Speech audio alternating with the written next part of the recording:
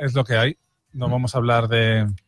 Vamos a hablar de psicología social hoy, ¿no? De psicología social. Nos vas a contar 3 experimentos, me decías antes. Muy famosos, son referentes dentro de la psicología social. Son tan referentes y fueron tan revolucionarios en su momento que, de hecho, hoy en día volver a hacerlos estaría ética y moralmente visto como muy regular. Bueno, lo que pasa es que primero tendrás que decirnos, definirnos al menos qué es la psicología social. Psicología social, claro. Exacto.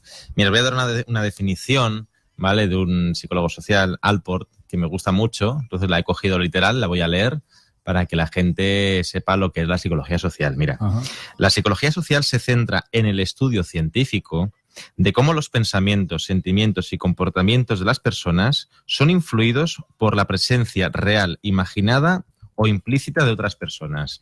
¿Esto qué es? Es cómo nos influimos los unos a los otros y cómo podemos llegar a modelar nuestro comportamiento, tanto si tenemos a alguien real delante o imaginado o implícitamente, ¿no? Es decir, si yo estoy en un sitio y no sé cómo actuar, es decir, ¿cómo lo haría alguien, por ejemplo, de mi familia? ¿Cómo lo haría otra persona, no? ¿Cómo lo haría, si yo estoy en China, cómo haría que esto un español, por ejemplo, ¿no? Entonces, no hace falta que esté la persona física a mi lado, sino que basta que esté en mi mente esa influencia del grupo, basta que esté en mi mente. Yo actúo a través de esa influencia, ¿no? Entonces es un poco cómo nos comportamos dependiendo del grupo social con el que nos identificamos, que puede ser tanto español o mallorquín o andaluz o del Arenal o de Calviá, ¿no? Cada uno de nosotros tenemos diferentes tipos de identificación. Después están, yo soy de Madrid, yo soy del Barça, yo soy de izquierda, de derechas, ¿no? Entonces, ¿cómo nos comportaríamos dependiendo del grupo con el que nos identificamos en diferentes situaciones, ¿no? Porque no siempre uno se identifica con un grupo, también depende mucho del contexto. ¿Y por qué has querido rescatar concretamente estos 3 experimentos hoy? Pues mira, los he querido rescatar porque me parecen muy interesantes, sobre todo con respecto a lo que está ocurriendo también ocurre aquí en Magaluf, lo que ocurre en el Arenal y lo que ocurre en muchos... por ejemplo, con lo que ha pasado con Trump en la frontera con México, ¿no? Que encerraba a niños al separar familia, que se han visto niños en jaulas, ¿no? Eso es horrible.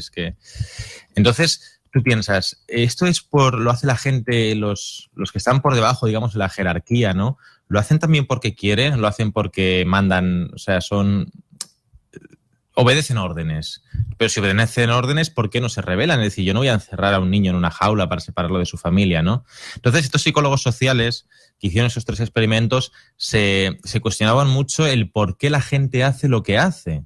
Porque, por ejemplo, el último que veremos es un experimento de Zimbardo, ¿no? Por ejemplo, y de hecho estaba sufragado, digamos, el experimento por la Armada de Estados Unidos para investigar un poco lo que ocurría en las cárceles de los marines, porque había mucho abuso. O también el experimento de Milgram, ¿no? También estudiaba mucho el tema de la obediencia. Después de que Adolf Eichmann, un nazi, fuera juzgado, entonces pensó, ¿por qué la gente entonces hacía lo que hacía? ¿Estaban todos los nazis de acuerdo en hacer lo que hacían o obedecían órdenes? Entonces, todo este tipo de asuntos les inquietaba muchísimo a estos psicólogos sociales y pensar si todos, digamos, entre comillas, eran sádicos o eran gente normal que podían llegar a cometer los crímenes más atroces, podían llegar a matar a alguien o todos a la cámara de gas, ¿no? Porque literalmente los nazis les dejaron huella en algunos psicólogos sociales y decidieron investigar ese tipo de comportamientos. Si tú o yo podríamos ser capaces de llevar a cabo... ¿Cuál fue la respuesta? ¿Cuál fue la respuesta? La respuesta te vas a sorprender bastante. Cualquiera podría ser... Cualquiera o gran parte. Una parte bastante grande podría tener comportamientos que uno mismo ni siquiera sabe que podría llegar a realizar, dependiendo del contexto. Mira, vamos a empezar con el primer experimento de Solomon Asch, ¿vale? Esto todos los estudiantes de psicología y todos los psicólogos ahora mismo se lo sabrán de memoria, pero la gente que no ha estudiado psicología normalmente no sabe este tipo de experimentos y le va a sorprender muchísimo, ¿no? Solomon Asch fue un psicólogo social, de acuerdo, que en 1951 quiso hacer un experimento sobre la conformidad de los grupos. ¿Y cómo hizo este experimento? Pues cogió de entre 7 y 9 participantes, más o menos, ¿vale? Dependiendo de las variables. Y en ese momento, pues vale, los sentaron a todos y dijeron, ponemos una imagen de una línea que tenía, por ejemplo, 1 metro de largo, ¿no? Una línea así en vertical. Tenía 1 metro de alto. Y después ponían al otro lado, a la derecha, otra imagen con 3 líneas. Una tenía a lo mejor 50 centímetros, otra tenía 1 metro y la otra tenía 90 centímetros. Y tenían todos los del grupo que decir qué línea de la derecha era igual que la de la izquierda. Estaba la línea de referencia y después había la línea A, B, C. ¿Cuál de esas 3 líneas era igual de larga que la línea de referencia? Entonces todo el grupo decía, por ejemplo, la A, que medía 50 centímetros. Pero la cosa es que todos eran cómplices menos uno. Todos eran cómplices del experimentador. Entonces, el primero decía que la línea A era igual que la línea de referencia, que la línea de referencia tenía 1 metro y la línea A a lo mejor tenía 50 centímetros. Entonces, cuando llegaba a la víctima, por decirlo así, por la presión del grupo, por no destacar, entre comillas, de forma negativa, también se adaptaba la respuesta. Decía la A. Bueno, eso nos pasa mucho, ¿no? Sí, exactamente. Entonces, cuando lo hacían individualmente, cada uno, solamente un 1% se equivocó. Pero cuando lo hicieron en grupo, llegaron hasta el 36,8% la gente que se adaptó al grupo. Que eso parece que no, pero es mucho. Es decir, si tú estás viendo una clara diferencia entre 2 cosas, pero dices que no porque te adaptas al grupo, eso también se puede transmitir. Mira, eso me pasó a mí en la tertulia política hace 2 semanas. No te voy a decir con qué tema, pero me pasó exactamente eso, que todos dijeron una cosa y dije, bueno, pues si todos lo dicen será verdad, ¿no? Es un poco eso. Pues sí, exactamente. Eso pasa mucho. Aunque yo pienso lo contrario, si todos dicen eso, pues habrá que pensar que, en fin, también es una cosa un poco de lógica, ¿no? Es un argumento, aunque en ese caso que tú comentas es una evidencia física y es bueno, es más fuerte si cabe, ¿no? El hecho de acabar rindiendo tu opinión, tu creencia ante la masa o ante la mayoría, pero bueno. Sí, no, exactamente. En este sentido sí era medible, ¿no? Por eso. De hecho, en cuanto uno de los cómplices decía la A, por ejemplo, o decía otra respuesta, que ya no había esa cohesión de grupo, ya la víctima ya decía, se adaptaba a su respuesta. Decía, pues yo creo que es la B, la correcta, ¿no? Porque ya no tenía esa presión, ya veía que alguien destacaba también, que alguien se salía de esa norma y decía la respuesta correcta. Entonces, aquí se ve la influencia de los grupos, la conformidad en los grupos, que es lo que tú has dicho antes, ¿no? Pues si todo el mundo piensa esto, pues era eso. Igual que estoy yo viendo mal, no lo sé. O que yo estoy equivocado. Bueno, un experimento que nos deja claro que tenemos poca personalidad en general, ¿no? Sí, que tenemos a veces, pues... Ante lo que es una masa, al menos, digamos, ¿no? Más que poca personalidad, miedo al rechazo, miedo al... Sí, eso. A meter la pata. A meter la pata también, exactamente. Y miedo a equivocarnos. Ya. Venga, pues este es uno de los experimentos que hoy nos querías comentar, pero tenías 3 y has dicho que otros eran un poco políticamente incorrectos, ¿o qué? Sí. Ahora, este todavía se salva. Ahora vienen los 2 que hoy en día no se podrían hacer. Si se hicieran, tendrían bastante repercusión ética, moral. La psicología dijo que mejor no repetirlos. A ver. ¿Vale? Porque pueden dejar consecuencias en los sujetos experimentales, que se les llama así. Ahora viene el famosísimo experimento de Stanley Milgram en el 61. Salió publicado en el 63, pero se hizo en el 61. En este experimento, lo que se estudiaba era la obediencia a la autoridad. ¿Por qué la gente obedece? Entonces, también cuando entraba sobre todo en una disonancia con lo que uno piensa. Es decir, por ejemplo, si yo digo que nunca voy a matar a alguien y estoy en el ejército y mi superior me dice, tienes que matar a esta persona, ¿no? Entonces, en este experimento se cogían a 2 sujetos. Voy a intentar explicarlo lo más gráficamente posible. Imaginemos unas 2 habitaciones separadas por una pared. En una habitación estaba, digamos, el maestro y en otra habitación el alumno. A los sujetos experimentales, que se le llama así a los que participan en el experimento, se les decía que era una prueba de memoria y aprendizaje. Entonces, el que hacía de maestro le leía a la otra persona, le leía una palabra, le decía, por ejemplo, habitación, ¿vale? Y le decía, habitación negro. Y después le decía así una lista de palabras, ¿vale? La habitación negro, pájaro, cualquier tipo de palabra, ¿no? 2 palabras no tenían por qué estar relacionadas, pero eran 2 palabras. Y después decía, venga, habitación, negro, silla, mesa, micrófono. Tenía que identificar qué palabra había relacionado previamente, ¿vale? Entonces, si no la adivinaba, le metía una pequeña descarga eléctrica para ver si eso influía en el aprendizaje. Entonces, el que hacía de maestro le iba preguntando, por ejemplo, Jaime, habitación, y tú me tenías que decir negro, ¿vale? Yo no te veía y tú no me veías. Entonces, si tú lo adivinabas, no te daba ninguna descarga eléctrica. Si tú fallabas, empezaba por 15 voltios y poco a poco iba subiendo hasta 450. Sí. A partir de, no sé si eran unos 300, ya las descargas eran letales. ¿Vale? Entonces, el experimentador, digamos, el jefe, el cabecilla, siempre estaba en la sala. Vale. Entonces, la gente le leía la lista, habitación negra, silla verde, cielo, nube, tal. Y después le empezaba a leer la lista con 4 opciones para que pudiera elegir la correcta. Vale, aquí los participantes, las únicas víctimas, era el que hacía de maestro. Porque el que estaba al otro lado, conectado a la silla eléctrica, por decirlo así, era también un cómplice. Y simulaba las descargas eléctricas. No le daban ninguna descarga. Se ponían grabaciones de gritos y de sufrimiento. Pero solamente lo sabía él y el experimentador. La víctima, que es el que hacía de maestro, no sabía nada. Él pensaba que realmente le estaba dando las descargas eléctricas. Entonces, pues empezaron con la lista y, claro, la víctima, digamos así, el que recibía las descargas eléctricas, pues se equivocaba cuando él tenía que equivocarse. Él ya sabía todo el papel que tenía que desempeñar. Entonces, claro, los experimentadores pensaron que solamente no, un 0% de la gente llegaría a darle una descarga mortal y que no pasarían de los 130 voltios, ¿vale? Y la sorpresa fue que el 65% de los participantes llegaron a darle las 450 voltios de descarga eléctrica, que sería una descarga mortal. Entonces, eso descolocó completamente a los psicólogos, a Stanley Milgram, porque no se explicaban cómo alguien podía matar a otra persona solo porque el experimentador que lo tenían detrás le decía, siga.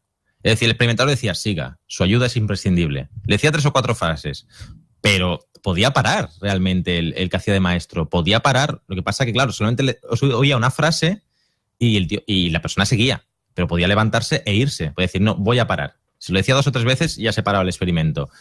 Pero como sentían la presión del experimentador, llegaron a administrar y seguían escuchando a la persona gritar, seguían, por favor, para. Pero el experimentador le decía, siga. Y seguía, pero no tenía ninguna obligación de seguir. Solo que en esa situación nos vemos tan presionados a seguir que creemos que somos los responsables. Entonces, a partir de los 130 voltios que se descargaba la gente, ya estaba un poco, el maestro ya estaba, digamos, un poco incómodo, en plan, uy, creo que le estoy haciendo daño. Y todos, o la gran mayoría, pasaron de los 300. Y ya te digo, el experimento fue de gente entre 20 y 50 años de todas las condiciones. No eran solo universitarios o gente no universitaria, todas las condiciones. Y de 26 a 40 años, el 60% llegó a los 450 voltios. O sea, llegó a la descarga mortal. Y las veces que se repitió el experimento, porque se repitió, vamos a comprobarlo, a ver si esto... ¿Cuál es la moraleja, entonces? La moraleja es que mucha gente no está libre de hacer conductas que en ocasiones piensa que jamás lo haría. Es decir, aquí se vieron 2 teorías, o intentó explicarlo con 2 teorías. Una es que nos convertimos en instrumentos, nosotros mismos nos convencemos de que somos instrumentos del jefe, por decirlo así, cuando en realidad somos nosotros los que ejecutamos la acción. Si un militar, tu jefe, tu superior, te dice, mata a esa persona, tú automáticamente te convences de que eres un instrumento ejecutor de una orden, pero lo estás matando tú. Aunque te den la orden esa persona, pero lo estás matando tú. Y la otra es la teoría del conformismo, ¿no? La primera era la teoría de la cosificación, que tú te conviertes en instrumento, y la segunda es la teoría del conformismo, que tú te adaptas a la norma del grupo. Bueno, pues si el grupo quiere que yo haga esto, pues lo tendré que hacer. Bueno, ¿quién fue el figura que hizo este experimento? Stanley Milgram. ¿En qué época? En el 61. Ajá. Pasó a la historia de la psicología social, sí. A la historia de la psicología, así como Ask y como el siguiente experimento, que el siguiente experimento directamente ya han hecho, bueno, de este también han hecho películas, pero ¿sí? Del que voy a decir ahora también han hecho, que yo sepa, 2 películas. ¿Qué películas? El experimento. Se llama ¿sí? Así, el experimento, sí. De hecho, hay una creo que es alemana, y después está la adaptación con, no me acuerdo de los actores, Adrien Brody y otro, no me acuerdo del nombre. Es igual. Total, ahora viene el famoso experimento de la prisión de Stanford por Philip Zimbardo, que es el único de los 3 psicólogos que sigue con vida, tiene 85 años. Es archiconocido este psicólogo entre los estudiantes y entre los psicólogos. Este experimento se llevó a cabo en el 71 y estuvo financiado por la Armada de los Estados Unidos, porque en las prisiones, en el sistema de prisiones de los cuerpos de marines, pues había muchos conflictos entre, digamos, las autoridades y los reclusos. Entonces pensaban, ¿cómo se puede tener tantos problemas? ¿Cómo puede haber tanto abuso? ¿No? Vamos a investigar esto. Entonces le financiaron el experimento. Constó de 24 participantes. ¿En qué consistía el experimento? Consistía en que la mitad, asignados al azar, ¿vale?, iban a desempeñar el papel de policía. Y la otra mitad, también designados al azar, de 12 sujetos, iban a desempeñar el rol de prisionero. Los prisioneros iban a estar todo el día en la cárcel. Y la policía iba a poder tener su vida propia, es decir, podían ir a su casa, podían venir, tenían sus horarios. ¿Qué pasó? Este experimento, que en teoría iba a durar unos 20 días aproximadamente, 18 días, duró 6 días. Lo tuvieron que cortar a los 6 días porque se estaban produciendo conductas vejatorias, se estaban produciendo todo tipo de conductas violentas de los policías hacia los reclusos que habían ahí en la cárcel. Entonces tuvieron que parar de forma precipitada ese experimento porque podría haber acabado muy, muy, muy mal.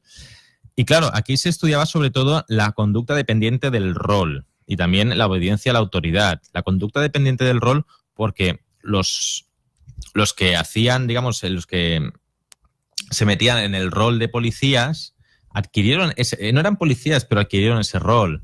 Y los que estaban en el rol de prisioneros asumieron ese rol de una forma absolutamente increíble, porque al salir de allí acabaron hasta con algunos con trastornos mentales. Se creyeron tanto que eran prisioneros, pero a los 2 o 3 días ya estaban en ese papel. Y los policías también, que incluso en su tiempo de descanso se ofrecían a ir a la cárcel a seguir vejando a los prisioneros, ¿no? Les hacían dormir en el suelo, desnudos, sobre el hormigón, sin el colchón, les castigaban sin comida.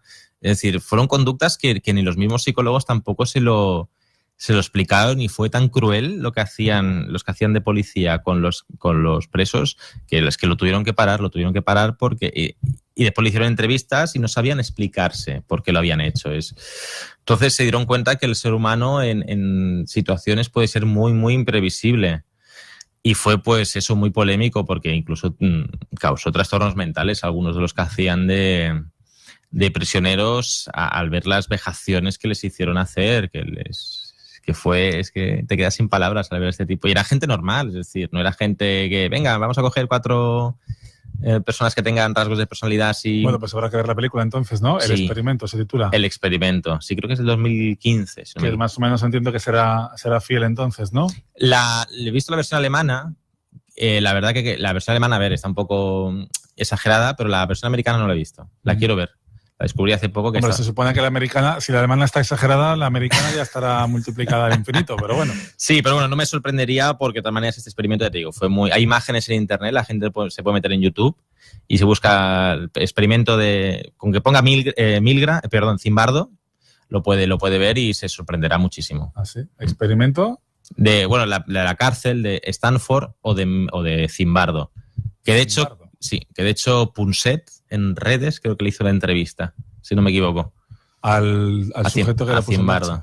Sí, Zimbardo es un personaje dentro de la psicología social. A todos le tenemos bastante aprecio. Le gusta mucho al hombre hablar. ¿Eso significa que todos podemos ser monstruos entonces, o qué? O todos... No todos, pero sí gente que cree que no puede llegar a tener conductas bastante... impresionantes, que asustan bastante, que se puede llegar uno a sorprender a sí mismo. Pues esperemos no estar nunca en esa situación límite, ¿verdad? Ni como verdugo, ni desde luego como víctima tampoco. Que no nos toque estar en ninguno de los dos lados. Hemos conocido estos 3 experimentos de psicología social con Chevy ¿Molas? Pues sí. ¿Nos queda alguna cosita más? No, por hoy está bien. Espero que la gente le entre la curiosidad, que puede buscar en internet, que hay muchísima información sobre estos 3 experimentos. Ahora yo me investigaré un poquito. Y en YouTube hay muchos documentales que verán que, aunque a lo mejor nunca han escuchado hablar de esto, pues si ven que buscan información, hay muchísima. Además, todo lo que es temas presidiarios y demás, en este caso se combina un poco todo, ¿no? Lo que es el experimento psicológico, el hecho de que sea entre rejas y tal, siempre tiene su... Exactamente, son muy interesantes. Su morbo, la verdad, su atractivo para la gente, así que ya lo saben. Quien quiera le puede echar un vistazo. Chevy, gracias por acompañarnos. Muchas gracias a vosotros. Y el martes que viene más, ¿no? Perfecto. Venga, hasta la próxima. Hasta la próxima. Adiós, 9 de la mañana y 46 minutos. Hacemos un alto y ponemos ya la red.